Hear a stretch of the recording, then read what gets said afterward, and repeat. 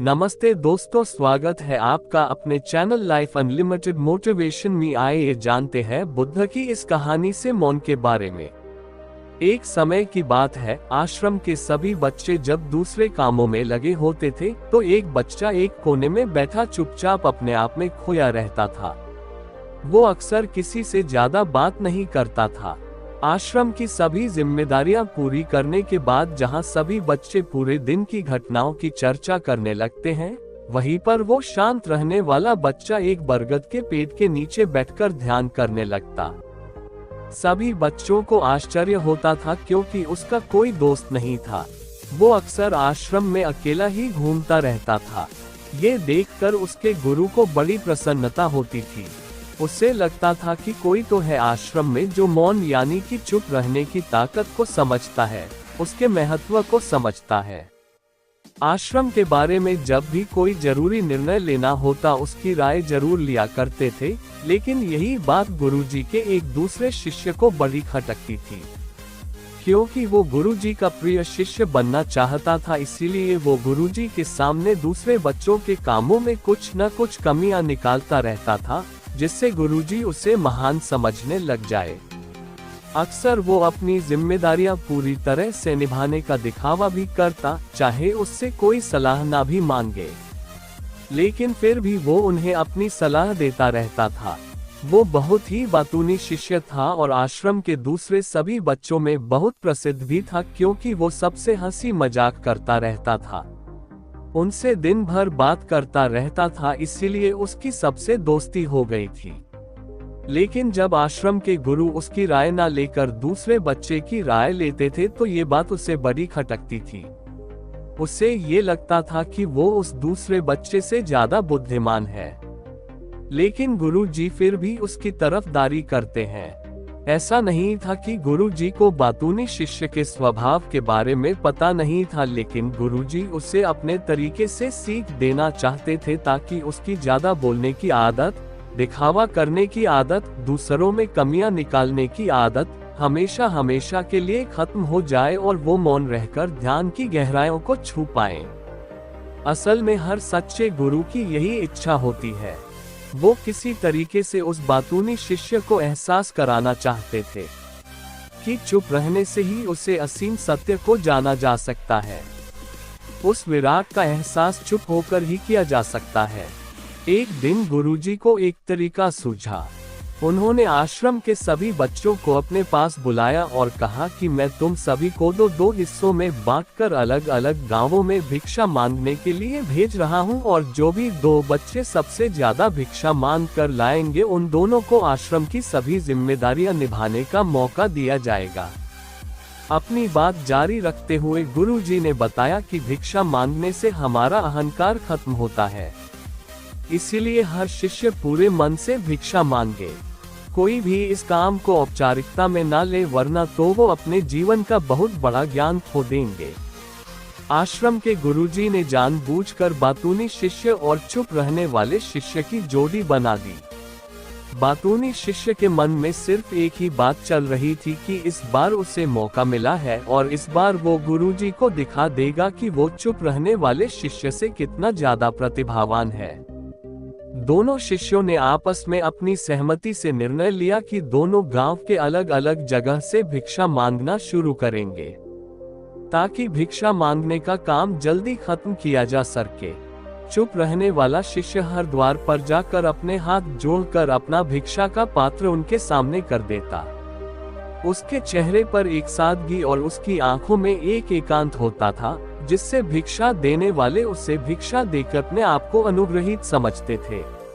वहीं पर दूसरा बातूनी शिष्य हर द्वार पर जाकर उनको कुछ न कुछ ज्ञान देने लगता था, जिससे ज्यादातर लोग उसे बिना भिक्षा दिए ही लौटा देते थे। पूरे गांव में भिक्षा मांगकर जब दोनों गांव के बीच में मिले तो बातूनी शिष्य ने देखा कि चुप रहने वाले शिष्य के पास उससे दुगुनी भिक्षा थी। ये देखकर उसे मन ही मन बहुत ठेस पहुंचा। लेकिन जब वो दोनों भिक्षा का सामान लेकर आश्रम की तरफ जा रहे थे तब बातूनी शिष्य को एक चालाकी सूझी। उसने चुप रहने वाले शिष्य से कहा कि हमें अपनी भिक्षा एक ही थैले में डाल लेने चाहिए। गुरुजी ने हम दोनों को एक साथ भिक्षा लाने के लिए कहा था। चुप रहने वाले शिष्य ने बिना कुछ बोले अपनी सारी भिक्षा उसके थैले में डाल दी। बातूनी शिष्य मन ही मन बहुत खुश हो रहा था कि अब गुरुजी को ये पता नहीं चलेगा कि ज्यादा भिक्षा हम में से किसने मांग ली। उसे लग रहा था कि गुरुजी मुझे इससे कम प्रतिभावान समझेंगे, इसीलिए उसने ये तरकीब लगाई। सभी शिष्यों के आने के बाद संध्या के समय जब सभी की भिक्षा तोली गई तो इन दोनों शिष्यों की भिक्षा सबसे ज्यादा निकली।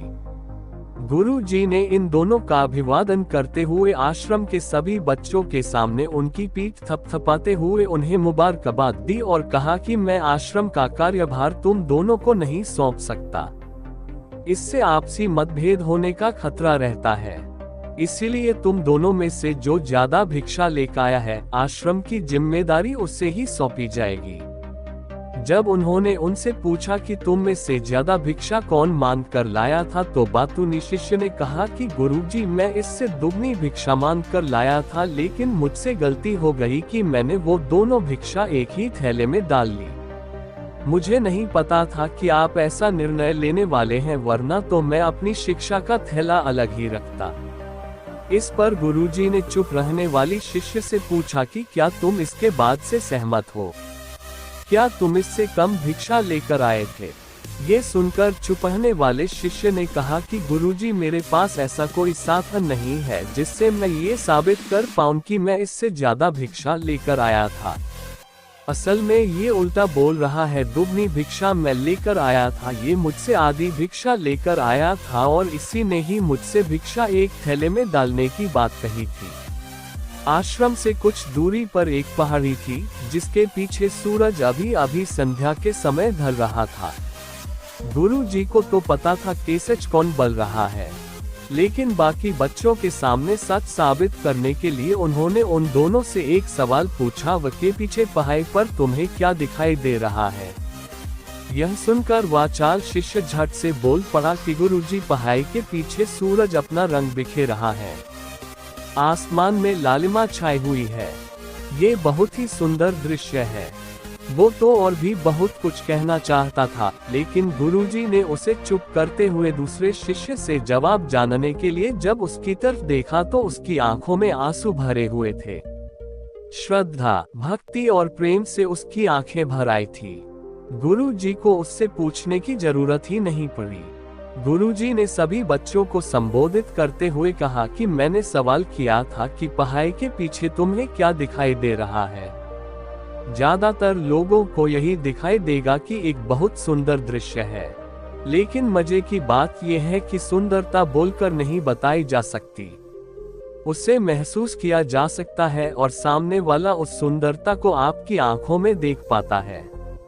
चुप रहने वाले शिष्य की तरफ इशारा करते हुए गुरुजी ने कहा कि असल में सुंदरता इसी बच्चे ने देखी है, दूसरे बच्चे ने सिर्फ सुंदरता की उपव्याख्या की है, लेकिन इसने वास्तविकता में उस सुंदरता को महसूस किया है। अपने आप को ऊंचा दिखाने की सभी कोशिशें नाकाम होती देख वाचाल शिष्य वहीं पर फूट फूट कर रोने लगा।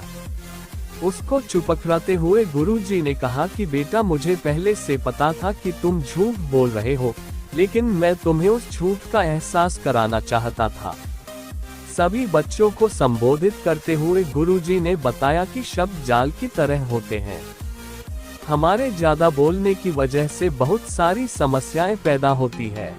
जब कोई आदमी एक बात को बढ़ा चढ़ाकर बोल देता है तो उसे सिद्ध करने के लिए वो शब्दों के जाल में फंसता चला जाता है और इसी वजह से अंतर्मुखी होने की बजाय वो बहिर्मुखी होता चला जाता है। वहीं पर जिस भी व्यक्ति को अपनी अंतर यात्रा करनी होती है, उसे सबसे पहले चुप रहना सीखना होता है। जरूरत से ज्यादा बोलना या फिर हर वक्त बोलते ही रहना, ये सब हमारी अंतर यात्रा में बाधा बन जाती है। जब आप चुप रहने का अभ्यास करते हैं तो आप अपने साथ वक्त बिताने लगते हैं, जिससे कि आप अपने एकांत को जान पाते हैं, और एक बार अगर मन में एकांत स्थापित हो जाए तो आपकी आंखों में, आपके चेहरे पर वो सादगी, वो एकांत, वो स्पष्टता की झलक सब कुछ सामने नजर आने लगता है।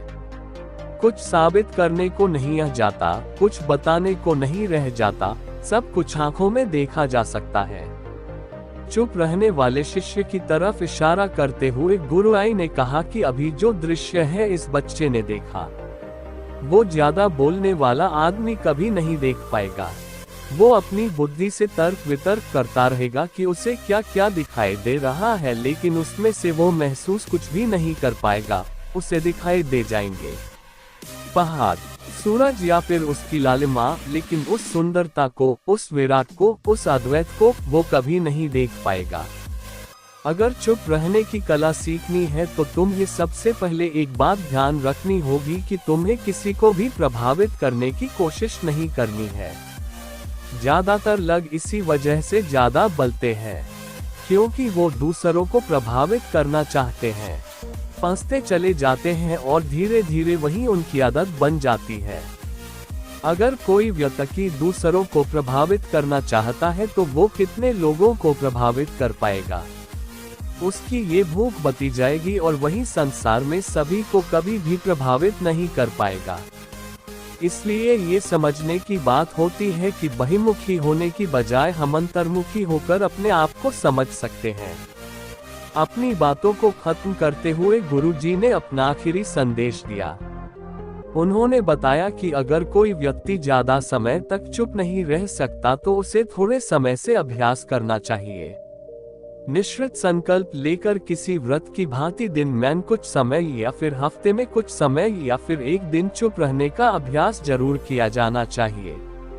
इससे हमारी चुप रहने की आदत धीरे धीरे खुद ब खुद पनपने लगती है, क्योंकि एक बार जब हम चुप रहने लगते हैं तो हमें चुप रहने का आनंद पता चल जाता है। उसके बाद हमें प्रयास नहीं करना पड़ता, बल्कि हमारा मन आनंद की तरफ अपने आप बढ़ता चला जाता है। चुप रहने की कला सीखने के बाद आपकी बुद्धिमानी और आपकी स्पष्टता दोनों में बहुत ज्यादा फायदा होगा। वास्तविकता में जिसे दर्शन कहते हैं वो मौन रहकर ही किया जा सकता है। इसके बाद सभी बच्चों से कुछ समय चुप रहने का संकल्प लेकर गुरुजी ने अपनी बात खत्म कर दी और सभी बच्चे रात्रि का भोजन करने के लिए एक साथ भोजन कक्ष में पहुंच गए।